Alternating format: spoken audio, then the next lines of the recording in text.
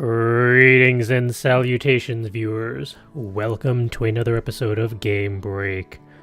I am Charles, coming to you today with another episode of Without Within 2. Last time round, we made it to Melbourne, Australia, with Vinty, and started exploring.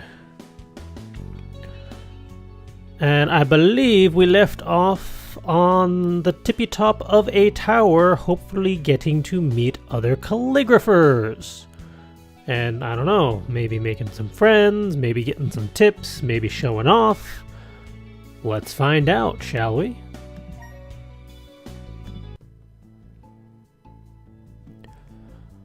The tower wall consisted of glass panels so clean that they might as well be invisible. I guessed the staff maintained these panels daily to ensure customers got a clear view of the cityscape. There were binoculars set up around the tower, but with a view this clear, I had no issue with admiring the scene through my own eyes. I walked up to the nearest glass panel and took a glance down. This must indeed be the 88th floor, as the people below looked like rice grains. That must be how we all looked through Excelia's eyes. Visitors snapped photos of Melbourne skyscrapers as they strolled around the tower, while this one dude was taking selfies with the souvenir shop as the background. To each their own, I suppose. With so many people around, I had no idea which ones were calligraphers from that forum. I might have to ask around, but first I stood by the glass panel and took a selfie for myself to keep. As I put the phone back into my pocket, a couple of girls came up to me. They both carried leather handbags that I bet were designer brands. These ladies had so much makeup on that they looked like they had been hit in the face. Kind of defeated the purpose, if you asked me. "Hey there," one of them said. Ugh, cigarette breath. "You a calligrapher as well?" My cheeks reddened as I nodded.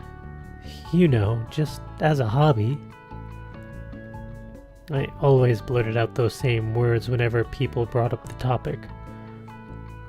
When would I find the courage to confess this meant everything to me?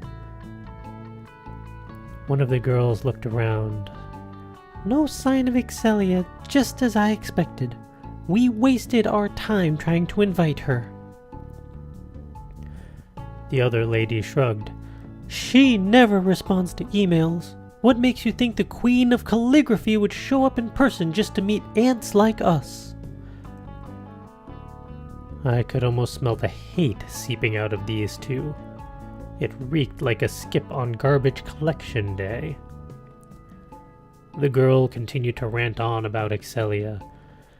"She went to one of the cons near my place and charged $100 per autograph. That much money for a scribble? She for real? One time I asked her for a photo and she refused. Who does she think she is anyway?" Excelia had rejected my request for a picture too. Surely there must be a reason we had failed to consider. Contracts, dealing with agents, and all that other superstar stuff. The attacks continued, making me wonder why these girls even bothered flying to Melbourne in the first place.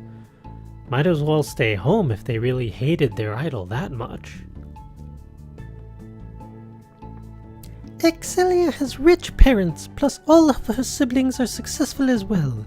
No wonder why she has so much money to throw around." "Yeah, that's all it comes down to. We're the ones who saved for months just to fly here." They're changing voices every time they talk. Deal with it. Both of the girls turned to face me. Their stares pressured me into pinning my hands against the glass. One of the ladies said, "You're here to see Excelia as well, I'm guessing. Are you a local?" I received a grant to fly over. I mumbled. The girls furrowed their brows as if I told them I had drowned a baby along with 3 kittens.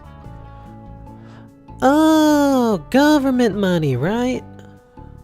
With that, the girls scattered off, probably searching for more like-minded folks to exchange complaints with. I gritted my teeth to hold back some choice words I had prepared for these fine ladies. Maybe they misheard me, but I got here through a grant, not by robbing a blind man's house. So much for people being my comrades. After taking a few more photos around the tower, I returned into the elevator alone. With colleagues like those, I would rather go solo anyway. The doors closed, and as the elevator descended, that male voice came through the speakers once more. "Hope you enjoyed the view. The view from Skydeck is constantly changing. Brilliant sunshine, rolling clouds, pristine sunsets, and dazzling city lights." I wanted to believe those bad apples would never reach the top, but that sounded like some sort of fable parents told their kids. Maybe it was all about money, like those girls said. So many calligraphers showed up on the Skydeck today. I gazed down at my hands and wondered if they could really produce works that stood out among such a crowd. "You're nearly back down to Earth, so farewell. Enjoy Melbourne. It's the most livable city in the world." That's a pretty big claim to fame. The elevator doors opened, and I made my way out of the Eureka Skydeck. As I passed that duo standing behind the counter, they bid me farewell in unison. The sky faded into orange as the sun began its descent. Though I never claimed to be a saint, surely I deserved success more than those 2 girls in the tower. Tomorrow was the big event. I must observe Excelia's every twitch like a scientist studied her lab rat. If I mastered her every move, I might be able to gain an edge.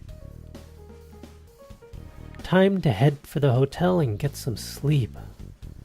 I pulled out my paper map and traced a finger through the route I needed to take. Good thing I had already jotted my hotel's position onto the page. Judging from a map I found online, I expected about a half-hour walk. A bit longer than I would like, but I figured I could admire more of Melbourne's sights along the way. Let's get going. The trams and taxis, now with their headlights on, continued to draw my gaze. Restaurants and retail chains also fought for my attention with their neon signs. As one of the trams rounded a corner, the cable above sparked like a camera flash. Those lights inside the carriages fizzled out for a second, too. If I were inside that tram, I might have freaked out, but nobody inside or outside showed any reaction, so I guess that must be a common occurrence. Boy, the wind seemed to have really picked up. I should have brought a jumper along for this trip.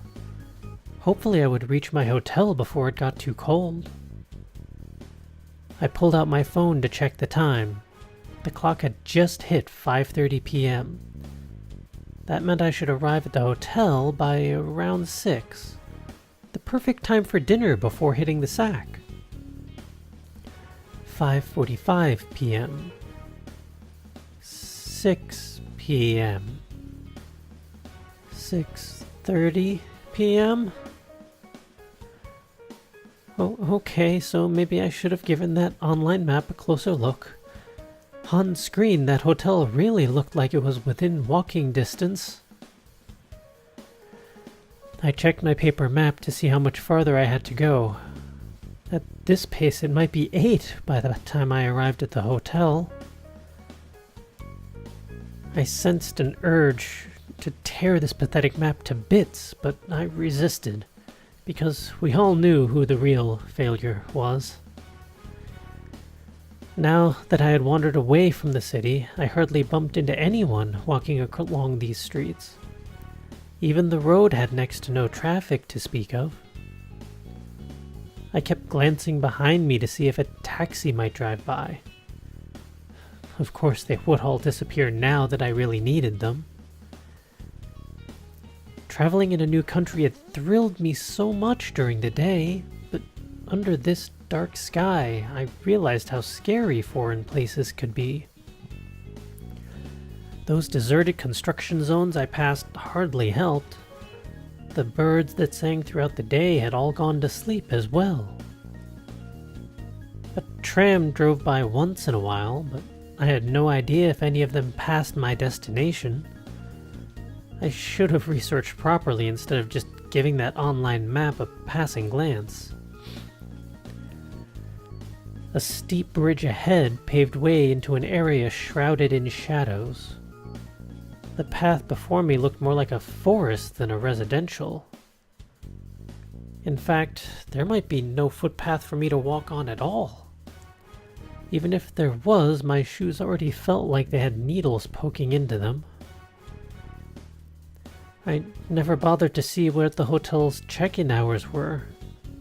If I had arrived too late and the staff had gone to bed, I might have to spend the night outside in this cold.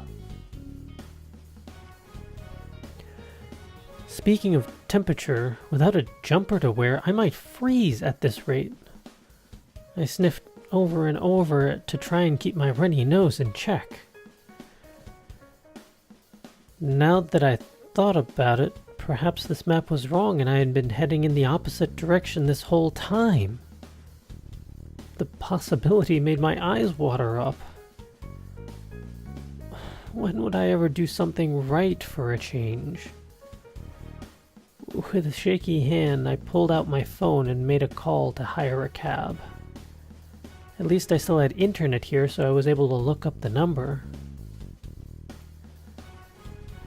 Knowing my luck, this phone would have exploded right when I needed it most. With a life like mine, that would hardly be newsworthy.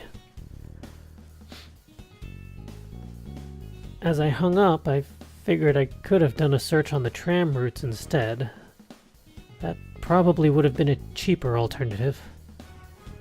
Oh well, at this point, I just wanted to flop onto bed as soon as possible.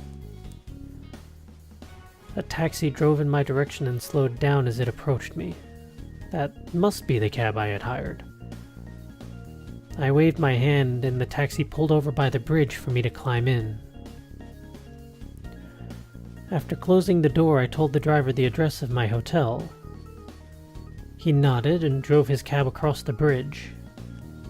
At least that proved I had been walking in the right direction this whole time. The street ahead did in fact resemble a forest, but a few meters later we were back in another residential area. Jeez. I could have dashed across this bridge and everything would be fine. The darkness just made everything seem so much creepier. After 3 or so minutes, the taxi pulled up outside my hotel. If I had known I was this close, I would have just crawled my way here. I paid the driver and got out of his taxi. Right after I closed the door, the cab performed a U-turn and almost crashed into a honking tram as it sped back towards the city.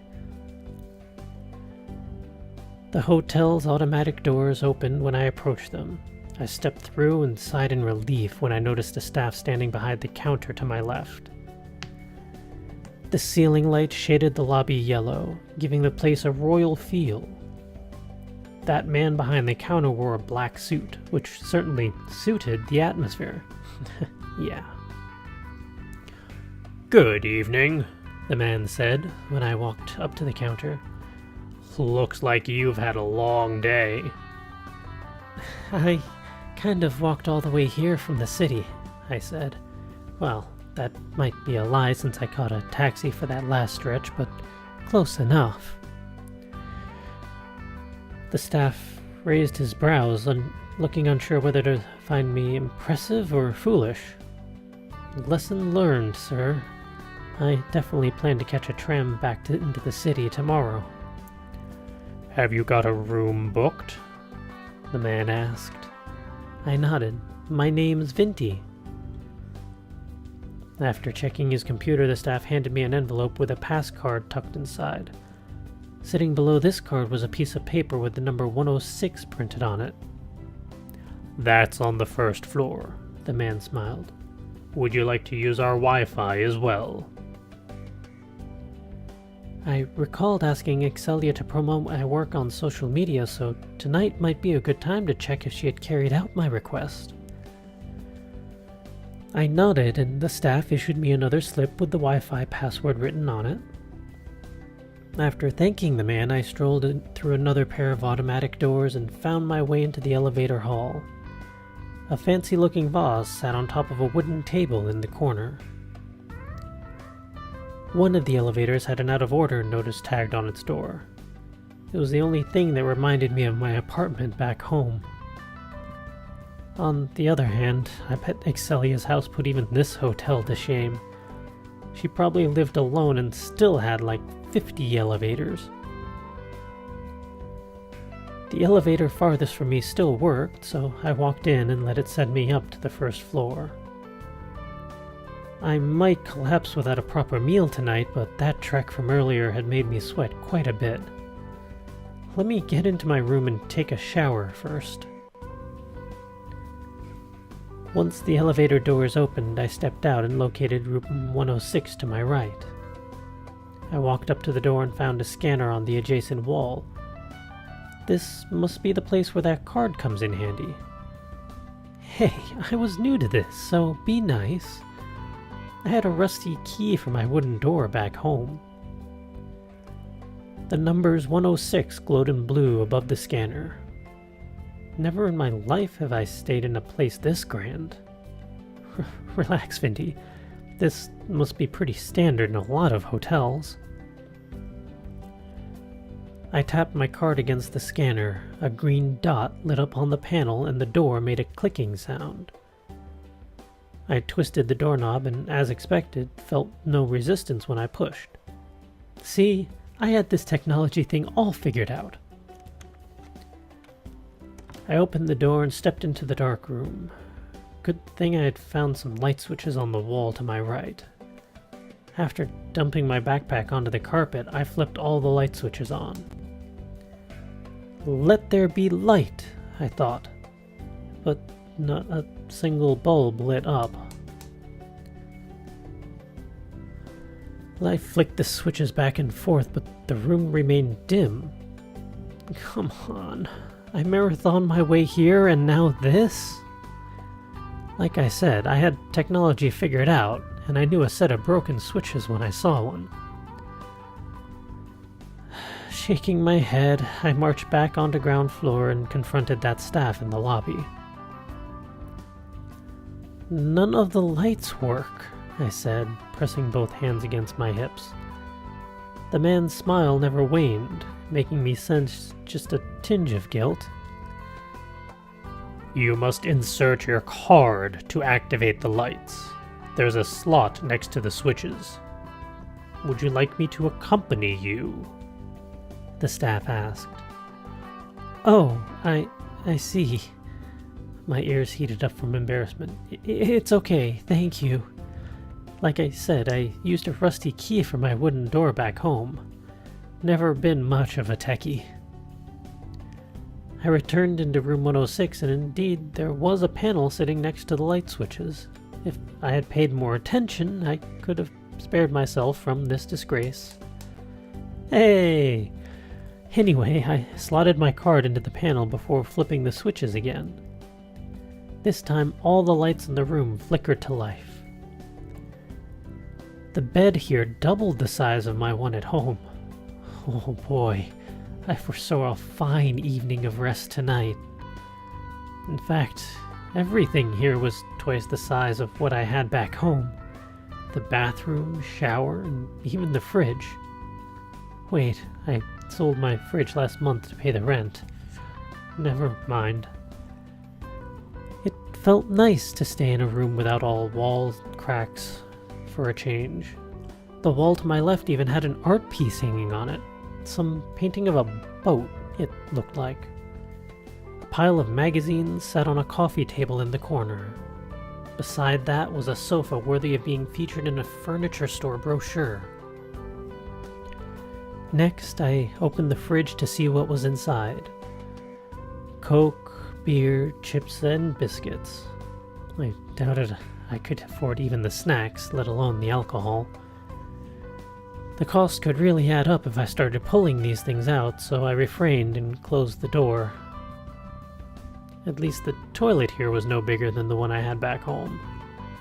Its seat, however, looked so polished I could probably use it as a mirror. I pressed the flush button and the water swirled so loudly it made me jump. My flush at home only seemed to work on Tuesdays. Oh, and every second Thursday, so it could be worse. I knew nothing about shampoo or soap brands, but the ones they left in this shower might be worth more than my apartment. The logos on their packaging glittered in gold, making me feel scared to even open them. Everything inside this bathroom should be free though, so I might as well. Actually, what shampoo and soap brands were these anyway? Let me see. Oh, right, I should have recognized that logo from all the ads. It must be tough for those girls from before to hate Excelia because there was no escaping her regardless of where you fled. As I left the bathroom, I noticed a pair of buttons positioned on the wall next to the main door. One was labeled, "Please clean my room," while the other read, "Do not disturb." I pressed the "Do not disturb" button and the text lit up in response. Now I should be able to wash myself in peace. Despite being alone, I still closed the bathroom door before starting my shower. This shampoo here made me smell as nice as Excelia. It made sense, being her brand and all. I should have known it was about the products. None of us came out as babies smelling like flowers. The soap here felt so smooth, too. Those ones I used back home were so rough, I might as well be rubbing my arms against concrete. The shower here felt so powerful, I thought I was standing under a waterfall. Eventually, I had to crank the power down just a bit. My apartment shower possessed the strength of a leaking tap. I could stay in this shower all night long, but my tummy growled at me to get dinner, so I switched off the tap, dried myself off with a towel, and slipped on a new set of clothes. Oh, was someone expecting a shower shot? Sorry to disappoint. I wiped off the steam from my bathroom mirror and smiled at the reflection. Those famous brands had always made me scoff, but I admit it, they did lift my confidence. My hair smelled so nice right now, too. If I cosplayed as Excelia and took a stroll outside, I could probably trick people into thinking I was the real deal. I wished my cheeks could look this shiny every day, too. Note to self to take another shower before heading out tomorrow. After putting on my shoes, I left the hotel to see where I could go for dinner. A tram rounded the corner and blinded me with its headlights as I stepped out. I crossed the road and exchanged good evenings with a lady walking her dog. The people here sure seemed friendly. Once we passed each other, I strode on alone through the empty street. Let's see. I passed a church, a school, and a video rental. None of them had any food to offer, obviously. 10 minutes later, I finally reached a chain of restaurants, but most of them had already shut their lights. Oh, this noodle shop still had people inside. It would have to do. The wind chimes jingled as I pulled the door open and walked in. The lady behind the counter wore an apron over her pajamas, making me feel like I was visiting a friend's house. Finally, a person dressed in something other than a suit. She beamed at me as I returned the gesture. In the corner sat a wooden chair with a missing leg. The staff had glued a piece of paper that read, "Please do not sit," onto the backrest. Thanks for the warning, but I doubted anyone would try anyway. A dozen customers managed to cram inside this tiny restaurant. Their body heat warmed up the room, and compared to the outside cold, I welcomed it. Some of these diners were chatting a bit too loudly, but at least the place felt alive. I crab walked past the customers before taking a seat next to the counter. Once I settled in, the cashier lady handed me a menu. I shooed off a buzzing fly before opening the booklet. Well, I said booklet, but it was in fact just a sheet of paper. Arial 12-point with a white background. Classic. The page's corner had been torn off, so someone just taped the thing back together. What do they got? Egg rolls. Prawn omelet? Ooh, fried rice. Ooh, curry. Reminds me, I need to have dinner at some point. At least the recipes listed here actually made sense to me. A menu's design should have no relation to the food quality anyway. I appreciate Excelia treating me to that first-class meal, but my heart felt more at ease in a place like this. The lady came back a minute later, and I ordered a bowl of beef noodles. As she took the menu from me, she said, "You're a new face. Did you move in recently?" The lady used a booming voice that allowed her to speak over the restaurant noise, but her smile told me she just wanted to strike up a conversation, so I let my shoulders relax as well. "I'm here on holidays," I said. "My name's Vinty, by the way." "Oh," the lady clasped her hands together. "Staying in that hotel up the road, I'm guessing. Welcome to Melbourne. How are you finding it here?" And we're going to have to continue this conversation next time because we are out of time again. But it looks like Vinty has finally made her way to the hotel, albeit a little longer than expected. Yeah, when traveling and looking at maps, it really does help to take your time and actually look at distances and calculate how long they will take theoretically, either via car, tram, or feet. Been there, done that, learned. So you will have to find out where this conversation goes next time and just what this convention thingy, what's it that Excelia is hosting, is going to be like next week. As always, go play some video games, go enjoy some other people's stories, go make some stories of your own, and then share them with others. Share them with us. We'd love to play other people's games, or read other people's stories, or just converse. So until next time, go be creative.